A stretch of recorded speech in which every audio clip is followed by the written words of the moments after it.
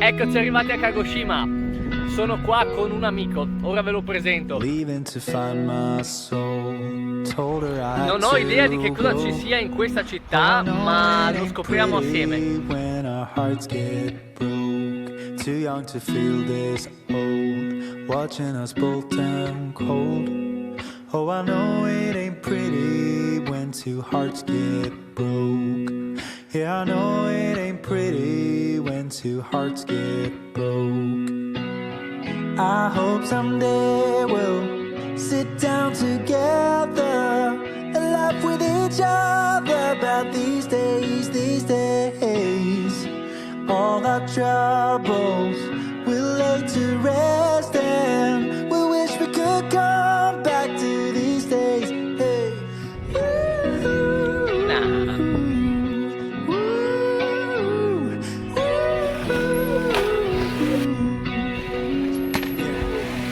3 years of ups and downs, nothing to show for it now. And I know it ain't pretty when the fire burns out. Calling you when I'm drunk, remind me of what I've done. And I know it ain't pretty when you try to move on, yeah. Hope someday we'll sit down together and laugh with each other about these days, these days. All our troubles we'll lay to rest and we wish we could come back to these days. Hey.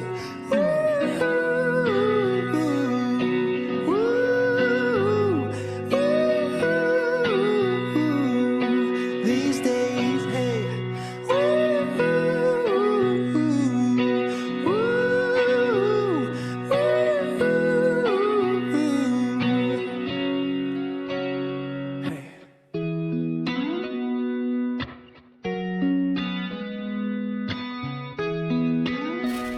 Have a nice holiday.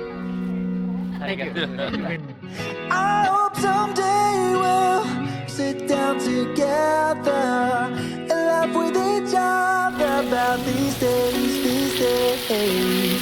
Lo sapevate che Kagoshima è gemellata con Napoli? Ovviamente per via della loro pizza. Ammettete che c'eravate cascati. No, è per via del vulcano, ovviamente. Oh, ma c'è un festival! These days, these days.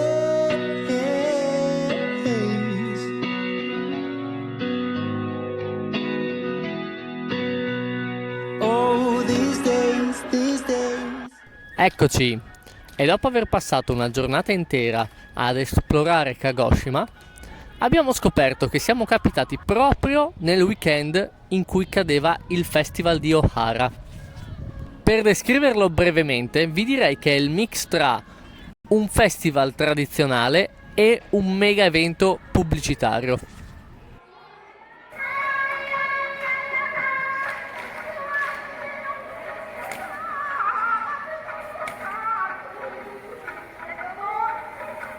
Infatti, i cortei che compongono la parata sono tutti gruppi di dipendenti di alcune grandi società. E tutti insieme ballano le stesse due canzoni per tutta la serata, circa 3 orette.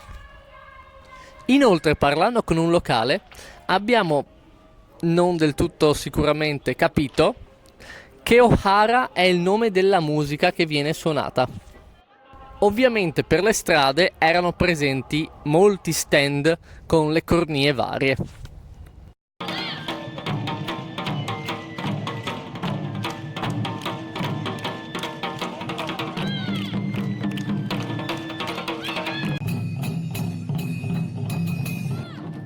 Purtroppo questo enorme afflusso di persone ha riempito le guest house, quindi Emilio Mille Miglia si è dovuto accontentare di un internet caffè.